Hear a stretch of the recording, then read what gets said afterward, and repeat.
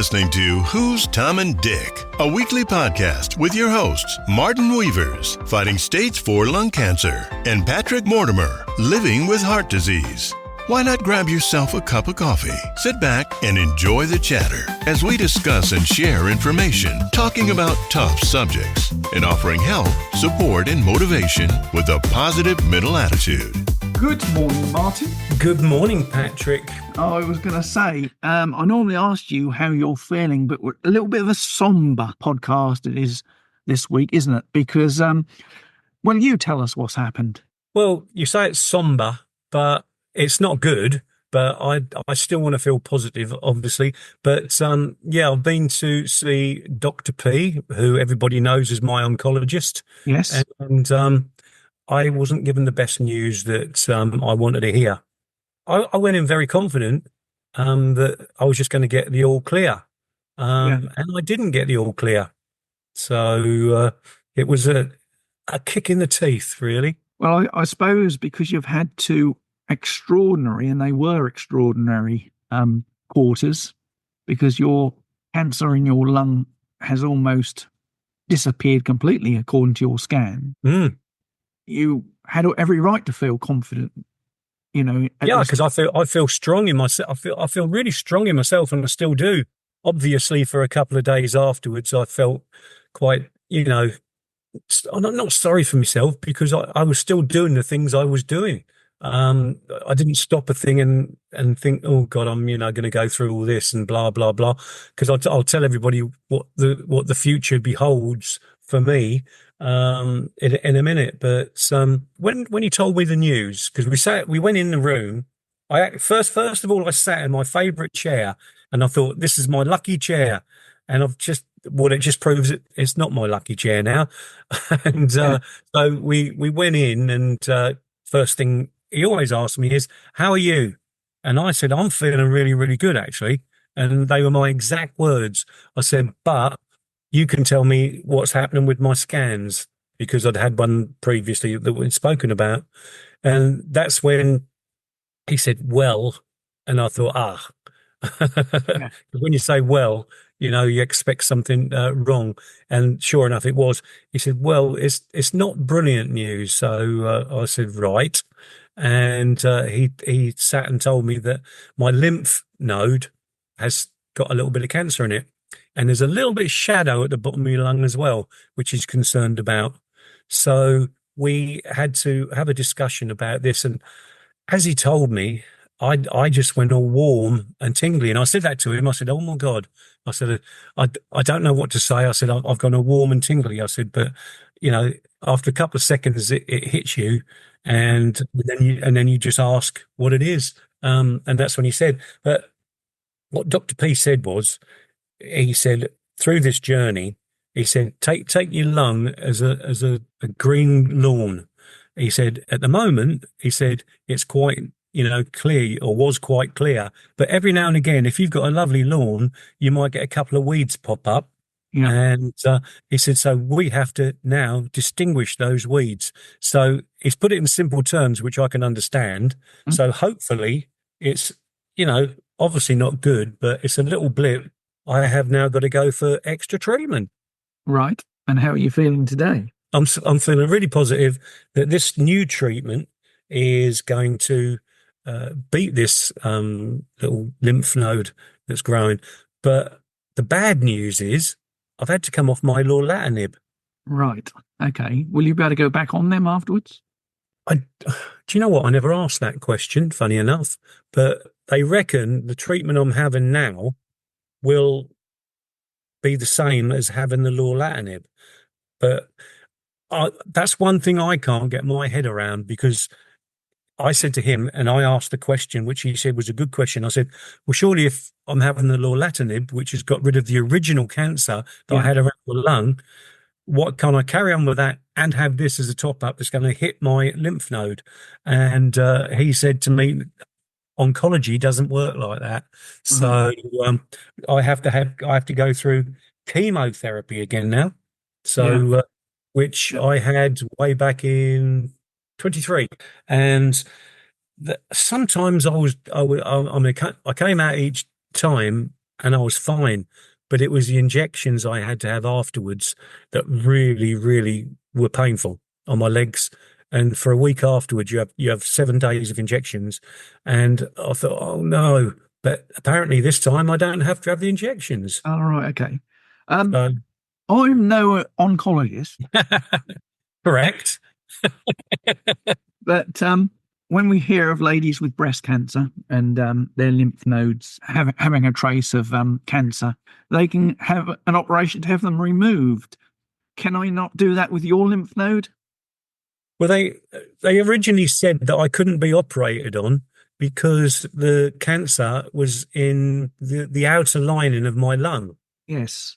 And sometimes when you do this, it disturbs it.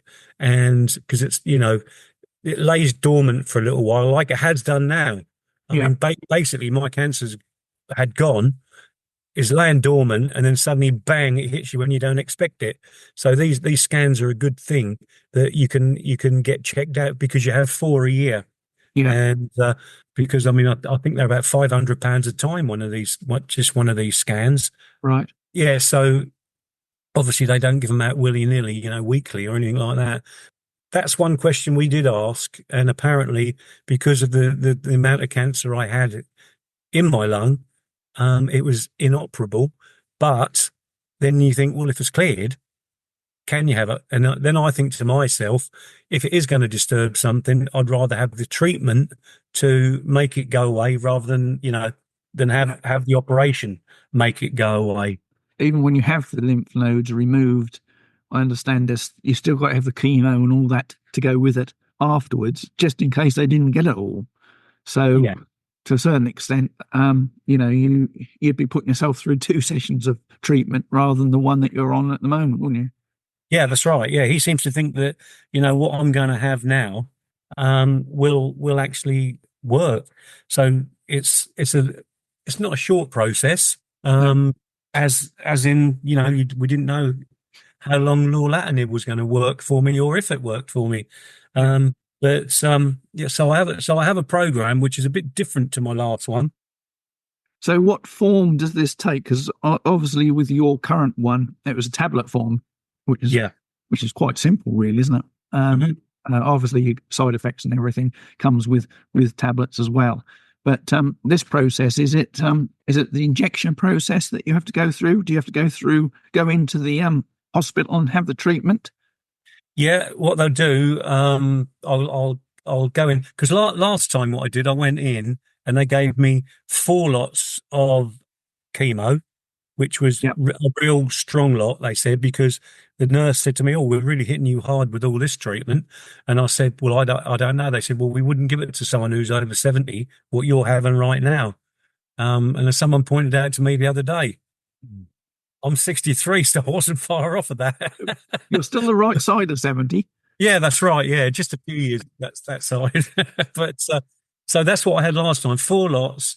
Yeah. And then I went back in afterwards for what they called immunotherapy. And I had two lots of that. Immunotherapy basically repairs your body. Yeah. So you've had the chemotherapy, which has not destroyed your body, but it's hopefully destroyed the cancer. And apparently, so Dr. P said, which I didn't realize at the time, he said that my body responded quite well to the chemotherapy to get rid of what it needed to. And I think it's only because he'd got this, trial tablet that they wanted to try, and they said, "Do you want to give it a go?" And I gave it a go, and it worked really, really well. So that was in the past, as I say, the last lot, four lots of chemo to immunotherapy. So what I have to have this time is only 2 lots, which isn't as strong. Right. And my first question was, am I going to lose my hair? Which I thought you might say we haven't got a lot anyway. You do go bald, or with the chemotherapy I had before, I did go bald and shiny, and you could tell the hair it was missing rather than shaved. But I wasn't embarrassed of it. It's part and parcel of my journey in life and my treatment, and nobody should be embarrassed about it. But so this time I've got one of the things I had before and a brand new one. So this brand new one, I think, is the one that I said to you is like in the immunotherapy, that it repairs you. So I've got carboplatin, which is what I had before, Yeah. of the four. And then the other one is a bit harder to say. Pemetrexed. That's the other one I'm having, pemetrexed. So what it does, the carboplatin hopefully kills the lymph nodes, or the cancer in it, and then the pemetrexed is the repair. Because once I've had all the treatment, I would just be on pemetrexed for a while afterwards. Yeah. That shows it's the one that's so what the program is, I go in, I'm actually going in quite quick, not because it's, I'm at danger, only because I said, let's start it quickly. And then I thought, why wait? And that day I started it because they had to put an injection in my bum. Right. So that was a bit hard to find. Yeah, it was for vitamins to make, obviously because I'm, going to lose a lot with the chemo. They give it to like pregnant women and things like that, I think. Okay. And they've also given me folic acid tablets, which can keep you awake and gives you all the symptoms that you could get: diarrhea, sickness, blah, blah, blah. So far, touch wood. But so I'm on the folic acid tablets, and then I started a different tablet today, which is another one that's meant to boost. These are all meant to boost you before you have your treatment. So I started that one today, and then tomorrow I'm going to go in for me first bout of chemo. So how many visits do you have to make for this chemo then? So I go in tomorrow, and then I go 3 weeks, and then I have another one. Yeah. Then I go 3 weeks and have another one. And then at the midway, so that would be the midway point. So I have 6 lots altogether. And after the third lot, they give me a scan to see how good it's doing, which will work out roughly about the time I'd have a scan anyway, or the 6 weeks when I've got to go and see Dr. P again. Yeah. So it's worked out quite nicely. But I go in. I think it's, what time is it? I can't remember. It's about 11:30 in the morning, and I'll be there till about 2:30, 3 o'clock, something like that. And then when I leave, I have to book in another appointment for 3 weeks' time. So I pretty much know in my schedule, so I can plan my life around it, because the treatment shouldn't, alter my lifestyle really. And and I didn't sail through it, but I was okay with the last lot of chemo. So if I'm having less this time, I'd like to think, I'll do all the normal things that I normally do during the day, really. Yeah, well, there's 2 advantages this time around, if there are any advantages. One, they're not going to be as strong. And 2, you're probably much stronger than you were when you received your first batch. Well, Dr. P said that. He said, you go back a year, he said you wasn't very strong at all. No. He said, in fact, it was very weak. I was hospitalised. I'd only just come out after being in for 2 months. Yeah. So, he said exactly that, funny enough. He said, and also he said, what I've got now with the cancer isn't as bad as when we first started all this. All right. It's, obviously all cancers are bad, but he said it's not as bad as, and that's when he said, and look back a year and look how weak you were. He said, then, you're quite strong now. So, yeah, I know it's hard to be positive sometimes, because we always, promote positive mental attitude, but you've got to focus on the advantages you've got this time, which is the lesser dose and the well-being and the strength and the health that you're in at the moment. Going in to fight this pretty physically fit, really, in comparison. But the other thing is that we've got to be mindful of, and I say we, you, is your immune system. Obviously, that's going to weaken, isn't it?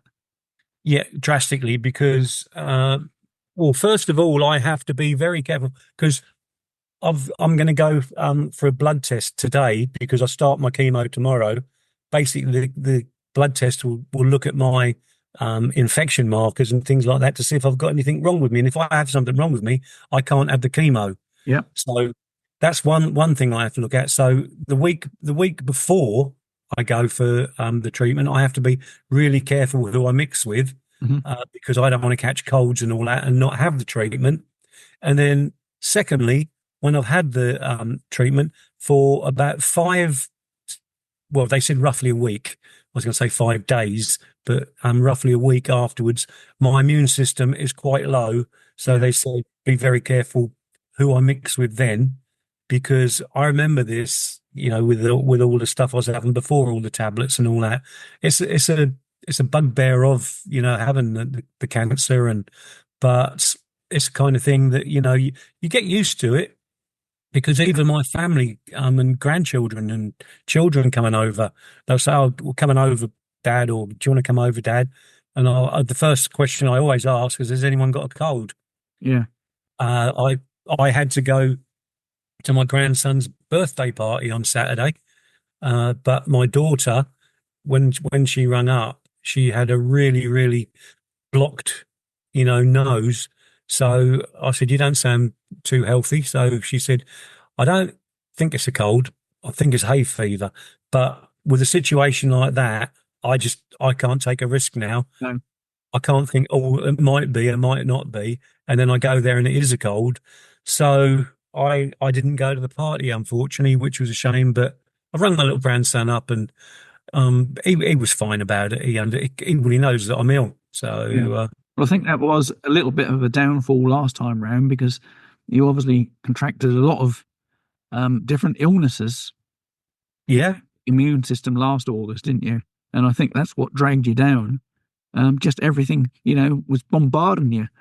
You got your sepsis, you got your pneumonia. That's it, pneumonia. You got your pneumonia. Everything was attacking you from all different angles, and you wasn't allowing you to actually get better from the cancer. No. All these other things. So this time, I think that's important, that obviously you try and avoid all that sort of stuff so that you can concentrate on beating this damn cancer. Yeah, well, I'm quite lucky where I live, because always sometimes say I'm in a little sort of bubble of my own up here, because we live up a little lane. We're not on a housing estate. I very rarely see my neighbours, only just if we drive out and we're not. So I'm not mixing with people daily, unless I go in, like I'm going in for a blood test to hospital today. So obviously I've got to mix with people, but I'm going to now start wearing a mask again. Yeah. So, but how does this affect things like your flu jab and your coronavirus jab? I have to. Virus, is that right? Coronavirus? Yeah, coronavirus. I've lost track of this now. How does that affect those jabs? Are you still allowed to have them? Yeah, I can still have them, but I have to. I mustn't have them the week after when my immune system's low. Right. So once again, I have to plan. When I have those, because I've got a calendar set up, and it's going to be. I don't know the exact date that my next one will be, but they say book it in 3 weeks. Well, hopefully when I go in tomorrow, there'll be a clear thing for another Tuesday in 3 weeks' time. Yeah. So that's the plan, and so I can roughly mark on my calendar where I'm gonna be and what I'm gonna do. So because obviously I've got this little job at Christmas, haven't I? Now I was going to come on to that. Can Santa wear a mask? I don't think he can. I'm just going to have to do the 2 meter thing, really, where I'm well away from kids. The distance. I mean, obviously they don't sit on your knee anymore now, so that's quite good. There's no close contact like there used to be. No. So and seeing the videos and talking to the other guys, they don't really get close to you. You do have a photograph taken, so I suppose they've got to get quite close to you there. But hopefully my shifts will. I'll tell them about the week after and not get a shift, if that makes the. So I'm going to do less shifts, but once I know my pattern, I should at Christmas I should be over it, because you do the 6 and then you stop. So when you think of it, 6 weeks time will be halfway, and then 12 weeks. So yeah, I suppose it's going to be quite close to Christmas, but yeah, I'm sure once I let them know when I go for the, got to give all your details in for your DBS and things like that, I'll tell them the situation, and it'll be just be for 5 or 6 days. Probably say, don't give me a shift or something, perhaps. Yeah. And miss a week. So Either that, or they could perhaps put you where you're not in immediate contact, i.e., on the sleigh. yeah, that'd be a good idea. Yeah, Or whatever, yeah. on a chimney pot or somewhere. Hello, kids. Because I know they do a thing where you have breakfast with Santa, so that might not be a good thing to go and sit with all the kids. The trouble with those sort of things, people will book up to go, and if they've got colds, they certainly won't cancel. So they'll just go. They won't care about anybody else. So you just be careful, haven't you? I wonder if you could wear a mask under your beard. Yeah, that might be If you could get a white one, just have a plain white one, you might be able to get away with getting that just over your beard. Yeah, and that'd give me a muffled voice so I could sound a bit like this when I speak. Yeah, but you could also say to the kids that I have to be very, very careful this time of the year because I don't want to catch COVID, because I have to deliver the presents on Christmas Eve. Yeah. Legitimate excuse there. Yeah. No, I think I'd probably see how big the beard is. Yeah. Like you say, that could be a good idea to wear it. So what's your biggest concerns and fears going forward at this stage? I won't lie and say that I haven't thought about anything. I suppose the biggest fear is obviously death. But that's the thing I've never, ever contemplated all through this. I mean, I've been going through it for 2.5 years now. Yeah. It's something that we all get to in the end. Sometimes, it's shorter than others, but I've never really contemplated that. My thing is to get well, to do what I'm told by the oncologists and their team.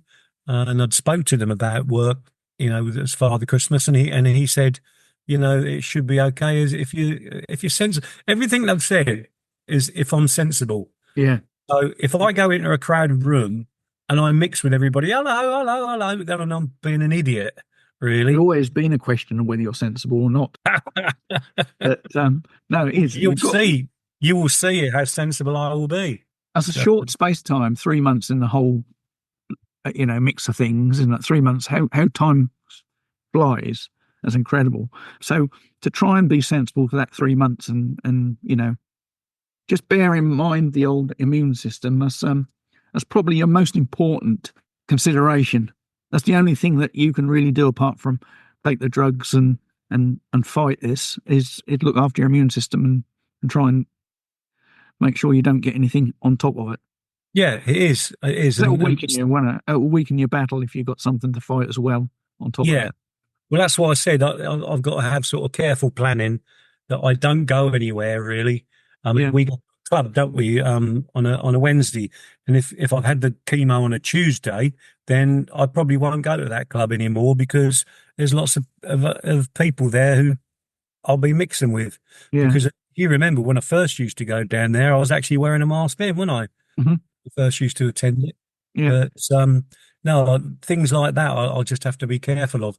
I'll miss it, but I know I've got to do this right, and if I didn't, my wife would jump down my throat straight away and tell me that. Well, you've got a target as well. You've got Christmas coming up, so it'll all hopefully be over and done with by then. So hopefully you can have a good Christmas.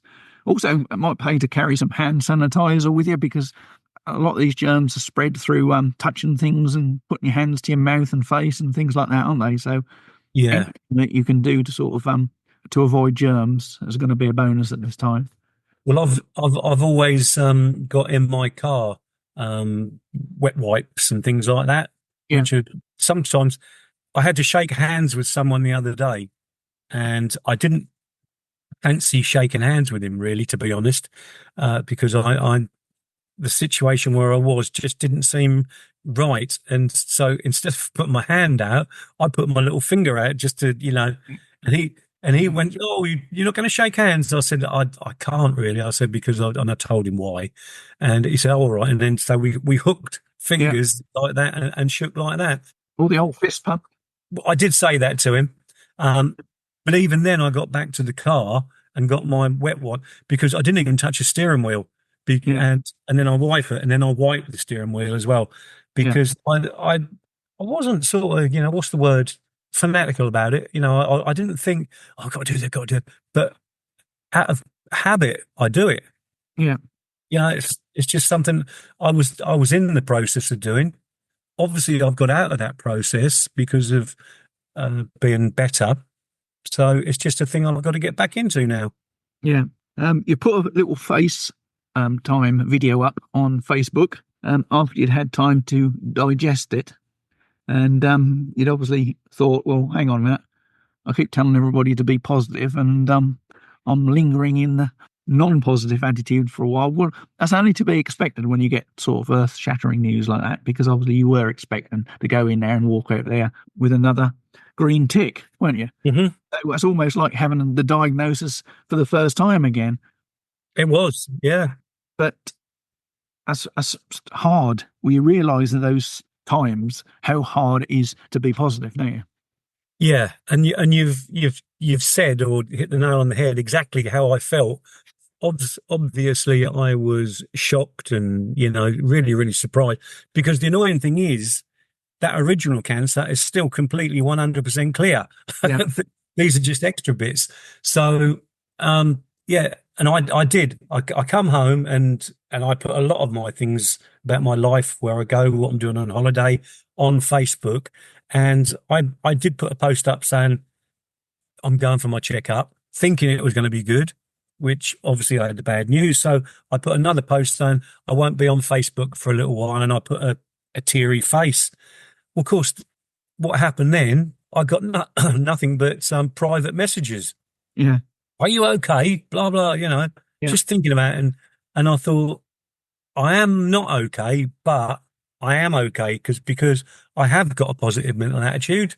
And I suddenly thought, right, we do this podcast to show people that we can have life and have fun with bad diagnoses, that we get given. And so I thought to myself, no, blow it. I'm going to put a video message out, because if you put a typed one out, it doesn't always come out the way that you want it to come out. No. So I put it on there, and wow, I couldn't believe it. I had over 300 messages of people wishing me luck and blah, blah, blah. And have you managed to read all those messages? Because there was one on there early on, and I'm not sure who it was from, but it was a lady, and she says, go on, Martin, you can fight this. You can beat this. I'm a 4th-time diagnosis survivor. Yes, I did see that. Yeah, I forget what her name was, but yeah, that's incredible. I said I wouldn't reply to any, but because there was obviously too many. And if you do one, someone said, oh, we didn't reply to me, and you replied to her. But yeah, that was unbelievable. I mean, I don't know if there are 4 different ones or 4 of the same kind. That's what she insinuated. I think that, she'd got to the stage where you were, and then bang, here's another one I've got to fight, and then bang, here's another one. So, as you say, this is part of your life now. So things have moved on so far, since I think we've discussed this before, since they talked about stage 1, stage 2, stage 3, and stage 4. There's so many developments in drugs and things. I think that should be updated, because I think there should be a stage 1 to 10 perhaps. Or why should there be any stages at all now? Because I think everybody's different. Drugs so far, they give you they don't work positively, do they? They work negatively all the time. These stages that people talk about. Yeah, they make it sound worse. Exactly, that's what I'm trying to say. Because you think stage 4, well, that's the end. Yeah. Because there are no other stages, but it's just one of those things that medical science hasn't caught up with, really. I suppose they change all the tablets and medicines, but they don't think of the for the normal person, really, because all the doctors understand all these things and stages and what happens, but we don't. All we hear is, oh, you've got stage 4. If someone said stage 2, you'd still worry, but when they say stage 4, you think, oh God, that is the end. But as we've proved time and time again, it's the kind of thing that you've got to, each person's diagnosis is different to the others, and you have to work at it and prove that, you can get through it. So now that you've had a chance to take in your latest news, have a weekend to think about it, and what sort of advice would you give to people receiving their diagnosis today? I think you got to go away and you've got to sit and think. The people that have given you this diagnosis are on your side for a start. Yeah. They are there to help you, and they have told you the bad news, but hopefully they've told you the good news of what your program is for the future. And if they're looking to it and thinking, well, we're pretty confident we can get rid of this, then you've got to think to yourself, yeah, if they're going to get rid of it, that's fantastic. So you look to listen and work with your team. You should certainly have a lot of confidence in your oncologist now, because he's certainly worked wonders with you, hasn't he? Oh God, yeah. I suppose he's as close as you can get to being a friend who's not a friend, if you know what I mean. He's someone I can go there and I can talk to, and I admire his work. Yeah. Right from even when I was in hospital watching him, it's fascinating, and then they come in and see you, and they talk, and no, I just think Dr. P's brilliant. Well, we wish you all the best. I certainly do. And I'm sure our listeners wish you all the best. And I'm sure we'll follow your story through to Christmas. And hopefully there'll be no hiccups along the way. Hopefully you'll fight this cancer off, and we'll be off running again in the new year. But we're not going to stop running. Oh, no, we're not going to stop. But what I mean is you'll be getting the good diagnoses in the new year. Because obviously, 3 months' time, you'll get your next scan, and hopefully, and that's the good thing about having these regular scans. They clock these early, don't they? So, you're fighting them at their infancy rather than when they've got a hold. Well, when you think of it, 3 months ago, when I had my last scan, I was completely clear. Yep. So it's not had 3 full months to grow, because not really, no. Happened the day after. So that's the way I'm thinking, that it's not had too long to grow, and they'll catch it, and you're strong at the moment, so you can go straight into the treatment. Yeah, and like Dr. P says, it's like a weed that's grown on a lovely lawn, and this will distinguish it, because but I realise it may come back again. Yeah, it's just a thing that with cancer. He said, it's a horrible thing, really, because it's a bit sly. It's dormant for a little while, and suddenly ping up and pops, when you least expect it. So, but I'm strong enough, ugly enough to fight it. Yeah, so, I certainly agree with that one. and I will, as I said. So, and do you know what? As negative as today, well, hopefully it hasn't been negative. Hopefully it's been positive, to show people how positive you can be with such a horrible thing. And do you know what? I've got a joke of the week. Oh my God, really? Yeah. But before I do, I just want to say to Hazelwood to get better. She's waiting for chemo herself and all that. So, and she's not been well lately. So I'm sending my love to Hazelwood, who I know listens to us every week. Ditto. I was out the other day, right, and I had to go to the toilet. Right. I went to the cubicles, and I thought, which cubicle? The cube can have a few meanings. One, a solid bounded by 60. Can you hear that? Yeah. It's you, Jason. Alexa, stop.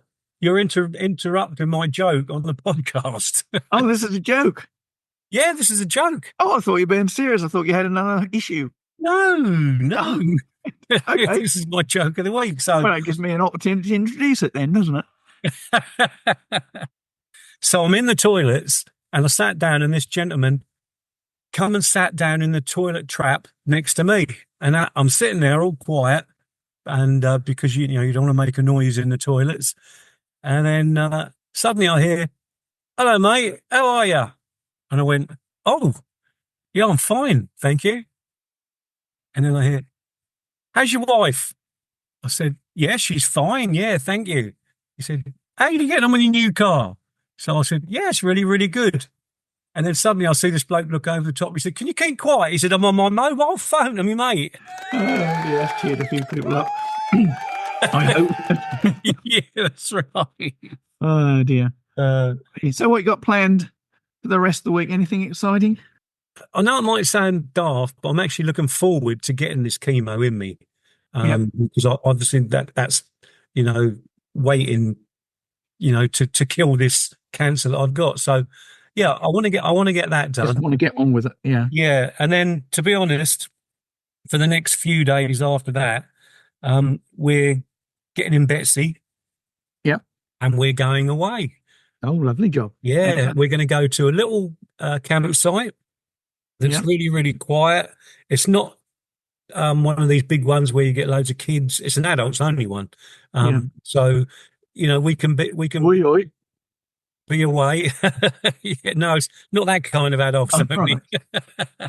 So it's a lovely quiet one out of the way, so we can relax, and then that'll be after the weekend, my immunotherapy kind of stuff is done. So I've been out of the way from people, and then next week I don't know what I'm doing next week, but we shall see. I plan my life, but then I think we've got some podcasts to do, so that's quite interesting. Yeah. Well, this podcast has been slipped in this week because we've had to put Jeff, who's our latest interviewee, on the back burner to bring your news to the forefront. So next week we've got Jeff. You can tell us a little bit about Jeff, what he's been suffering from. Yeah, well, I met Jeff on Eastbourne Pier. We was listening to Lily and I were listening to music. We got chatting away, and he was very friendly and all that. And I told him I'd do a podcast, and he said, "Oh, I've not been too well myself," and he told me all about his life, and it's a heck of a story. He's been an alcoholic. He's had heart attacks. He's had a brand new liver. So it's a really, really interesting listen. So I'd recommend that if you are drinking and you think you want to get off it or something like that, listen to Jeff, because he's an inspiration. So yes, he was. He's such a nice guy as well. So yeah. So that interview will be coming up next week. That's Jeff, and he'll be talking about alcoholism, kidney transplants, and triple bypasses as well. Exciting things are happening with Who's Tom and Dick. Yeah. Well, we wish you all the best, Martin. Good luck. Thank you. Tomorrow. Yeah, thank you. And yeah, all the best. Thanks a lot, mate. Thanks everybody for listening. Thanks for listening to my little story, everyone. Bye, everyone. Bye. Bye. Bye. You've been listening to the Who's Tom and Dick podcast with your hosts, Martin Weavers and Patrick Mortimer. If you enjoyed this episode, please subscribe to the show on Apple, Spotify, or your favorite streaming platform. New episodes are available every Friday. Thanks for tuning in.